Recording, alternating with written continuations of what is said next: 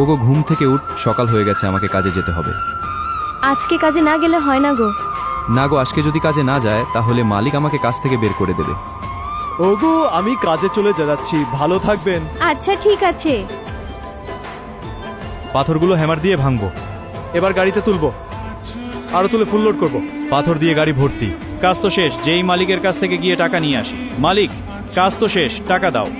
এই নাও তোমার টাকা। ধন্যবাদ, চলি। বউ তো খুব অসুস্থ, ওই জন্য কি যে আপেল আর 1 কেজি কমলা নিয়ে যায়।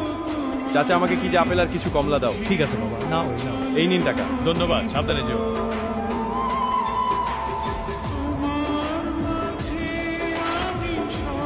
কি গো, কি করতেছো? এই তো শুয়ে আছি।